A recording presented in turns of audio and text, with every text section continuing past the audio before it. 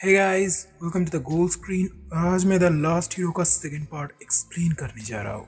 सो बिना किसी देर के लेट्स गेट स्टार्टेड। तो पिछली बार हमने देखा था कि कई सारे zombies को एक साथ मारने की वजह से हाउ को पहले से काफ़ी ज़्यादा पॉइंट्स मिल जाते थे। इसलिए हाउ अब पूरी तरह से अपग्रेड हो चुका था, जिस वजह से हमारे हाउ भैया इंडियन स्टार ब्रह्मानंदन से जॉन अब्राहम जैसे दिखने लगे हैं। इसके बाद आगे जब हाउ सभी के सामने आता है, वो सभी पूछते कि तुम कौन हो। और हमारे हाउ भैया भी बड़े हीरोइक अंदाज में उस बुढ़े से कहता है, क्या तुम मुझे इतनी जल्दी भूल गए। जब हाउ ये कहता है तभी वो बुढ़ा समझ जाता है कि हाउ कौन है, और वो अपनी आंखें फाड़ फाड़ के हाउ को देखने लगता है, क्योंकि हाउ का लुक अब पूरी तरह से बदल चुका था। और उसे हैरानी इस बात की हो रही थी कि हाउ उन ज़ॉम्बीज़ से बच कैसे गया। इसी से हमें पता चल जाता है कि हाउ को धक्का देने वाला और कोई नहीं, ये कमीना बुढ़ा ही था। वो बुढ़ा हाउ से पूछते कि तुम्हें क्या चाहिए, लेकिन हाउ कुछ भी नहीं कहता और उस बुढ़े के सामने अपनी तलवार रख देता है। और जब उसकी नज़र उस लड़की पर पड़ती है जो डर से कांप रही थी, तब वो गुस्से में उस बुढ़े के सामने अपनी तलवार आगे कर देता है, जिसे देख कर तो उस बुढ़े की फट जाती है। लेकिन तभी अचानक उस बुढ़े का ही एक आदमी उसके पीछे से कुल्हाड़ी से हमला करता है। लेकिन वो हाउ के सामने किसी रेंगते हुए केचू की तरह धीमा था, और हाउ बिना पीछे देखे ही अपनी तलवार से उसके कुल्हाड़ी के 2 टुकड़े कर देता है। इसे देखकर तो उस बुढ़े की पतलून ही ढीली हो जाती है। उसके मुंह से बस 2 ही शब्द निकले, मैं। वो बुढ़ा डर से पसीने से तरबतर हो गया था, और बेचारे की मुंह से निकला तो बकरी की तरह मैं। लेकिन फिर से वो बुढ़ा अपने आप को संभालता है और हाउ के तरह तरह के नौकरी के लालच देने लगता है। लेकिन हाँ, उसकी कोई भी बात नहीं सुनता और उसके जवानी के दांत तोड़ देता है, क्योंकि सच बताओ तो हाउ को भी उस बुड्ढे की शक्ल बिल्कुल भी पसंद नहीं आ रही थी। इसके बाद जब हाउ पीछे मुड़ता है, वो देखता है उन तीनों में से एक उस लड़की के पास जाकर हाउ से कहता है कि हाउ प्लीज़ मुझे बचा लो, ये दोनों मेरी गर्लफ्रेंड के साथ ज़बरदस्ती करने की कोशिश कर रहे थे, मैं बहुत ज़्यादा मासूम हूँ। हाउ मन ही मन सोचता है, अगर तुझे मासूम कहो तो कमीना किसे कहो। इसके अगले ही पल हाउ उसका गला पकड़कर उसे हवा में ही उठा लेता और उसे किसी कचरे की तरह उस बुढ़े के ऊपर फेंक देता है। लेकिन हमारे हाउ भैया यही नहीं रुकते, वो उन तीनों को पकड़ता है और दरवाजे के पास ले जाकर उन तीनों के पिछवाड़े में एक एक लात मारता है, और वो तीनों भी उड़ते हुए उन ज़ॉम्बी के पास पहुंच जाते हैं। वो तीनों हाउ से जिंदगी की भीख मांगता है, लेकिन हाउ को उन तीनों की शक्ल बिल्कुल भी पसंद नहीं आ रही थी, जिसके अगले ही पल उन सभी के रोने की और चीखने की आवाज़ आती है। लेकिन हाँ, उनकी तरफ ज़्यादा ध्यान नहीं देता और उस लड़की के पास पहुंच जाता है जो अभी भी डर से कांप रही थी। वो लड़की उसे डरते हुए पास ही के खुले हुए एक विंडो को बंद करने के लिए कहता है। हाँ, उसे बंद कर देता है और उससे पानी मांगता है।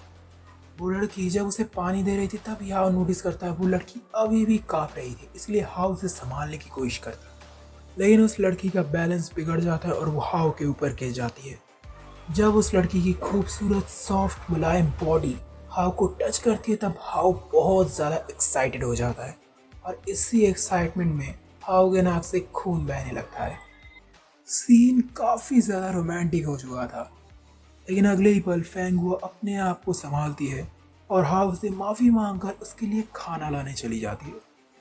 हाउ भी बेचारा उस लड़की को अपनी आंखें फाड़ फाड़ के देखता रह जाता है। हाउ अभी शांत होकर बैठा ही था, तभी उसे फेंगुआ की जोर से चीखने की आवाज़ आती है। जब हाउ वहाँ पर जाता है, वो देखता है कि वहाँ पर 2 ज़ॉम्बीज़ है। हाउ के लिए अभी ज़ॉम्बीज़ कोई भी मायने नहीं रखता था, इसलिए हाउ बिना किसी देरी के उन दोनों ज़ॉम्बीज़ का काम भी तमाम कर देता है। हाउ अब काफ़ी ज़्यादा थक गया था, इसलिए वो नहाने के बारे में सोचता है। लेकिन जब वो नहाने के लिए बाथरूम का दरवाज़ा खोलती है, तब उसे अपनी आंखों के सामने बिना कपड़ों के नहाते हुए फेंगुआ दिखती है। लेकिन जब दोनों एक दूसरे को बिना कपड़ों के देखते, वो दोनों ही स्पीचलेस हो जाते हैं। लेकिन अगले ही पल फेंगुआ जोर से चिल्लाती है और बाथरूम से भागते हुए बाहर आ जाती है। लेकिन अगले ही पल उसे याद आता है कि उसके कपड़े अभी भी बाथरूम में ही हैं, इसलिए वो हाउ से उसे मांगती है। हमारे हाउ भैया भी बेचारे शर्माते ही उसे अपने कपड़े जो आप देख ही रहे हैं वो उसे वापस दे देता है, और फेंगुआ भी बेचारे शर्माते उसे वापस ले लेता है। अगले दिन जब हाउ नींद से उठता है, तब उसे बहुत ही अच्छी स्मेल आती है। तभी हाउ अपने सामने अपना पहला प्यार शाई चीन को देखता है, और वो उसे गले से लगा लेता है। लेकिन अगले ही पल उसे समझ में आ जाता है कि वो और कोई नहीं फेंग हुआ है। ना जब वो फेंग हुआ को देखता, वो देखता है कि उसके गाल शर्म से लाल हो चुके थे, इसलिए हाउ उसे छोड़ देता है। लेकिन तभी फेंग हुआ उसे शाई जीन के बारे में पूछता है। शाई जीन का नाम सुनते ही हाउ उसे दोबारा पकड़ लेता है और उस बड़े ही उम्मीद भरी नजरों से उसकी तरफ देखने लगता है और शाई जीन के बारे में पूछता है। वो बताता है कि शाई जीन और हम दोनों एक साथ रहते थे, लेकिन कुछ वक्त पहले शाई जीन कुछ ज़रूरत से अपने घर चली गई। लेकिन अब मुझे उसकी फिक्र हो रही है क्योंकि आसपास जितने ज़ॉम्बीज़ घूम रहे हैं। यह सुनकर हाउ को बड़ा ही गुस्सा आता है और वो गुस्से में एक दीवार में पंच मार देता है, जिससे एक दीवार पे एक बहुत बड़ा निशान बन जाता है। इससे हमें पता चलता है कि हाउ की ताकत अभी कितनी ज़्यादा बढ़ चुकी है। लेकिन इससे फेंग हुआ काफ़ी ज़्यादा डर जाती है। तभी हाउ उससे माफ़ी मांगता है, लेकिन बेचारे हाउ की भी क्या गलती थी। उसे फैंग पर काफ़ी ज़्यादा गुस्सा आता है क्योंकि फैंग ने जानबूझकर शाइजिंग का उसे गलत लोकेशन बताया था। लेकिन हाउ अगले ही पल अपने आप को संभालता है और कुछ देर बाद वो दोनों एक साथ ब्रेकफास्ट कर लेते हैं, जिसके बाद हाउ फिर से बाहर चला जाता है जिससे कि वो अपने पॉइंट्स को दोबारा बढ़ा सके। हाउ फेंगुआ से कह देती कि मेरे अलावा तुम किसी के लिए भी दरवाज़ा मत खोलना, और साथ ही साथ उसे वादा भी करती कि वो वापस लौटेगा। और यही हमें उन दोनों के बीच एक रोमांटिक सीन भी दिखाई देता है, जहाँ पर फेंगुआ हाउ की कॉलर को बड़े ही प्यार से ठीक कर रहा था।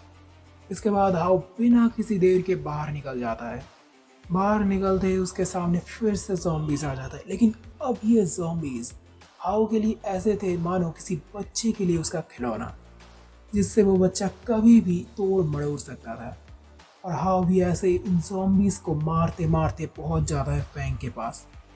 जब हाउ फैंग को देखता है तब उसका मजाक उड़ाता है। ए हाउ, तुम इतने पतले कैसे हो गए? क्या उन ज़ॉम्बीज़ ने तुम्हारा फैट खा लिया? यह सुनकर तो हाउ काफ़ी ज़्यादा गुस्से में आ जाता है, लेकिन फैंग यहीं पर नहीं रुकती। वो फिर से जानबूझकर जोर जोर से चीखने लगती है, जिससे कि हाउ को मजबूरन उसके पास आना पड़े और हाउ को वो अपने नौकर की तरह इस्तेमाल कर सके। लेकिन हाउ के लिए अब ये ज़ॉम्बीज़ कुछ भी नहीं थे। और इसी के साथ दोस्तों इस कहानी की सेकेंड पार्ट की एंडिंग होती है। गाइस, मैं बहुत जल्द ही इस कहानी का थर्ड पार्ट लेके आऊँगा। प्लीज़ मेरी एक छोटी सी मदद ज़रूर कर देना, इस कहानी को बस अपने एक दोस्त से शेयर ज़रूर कर देना।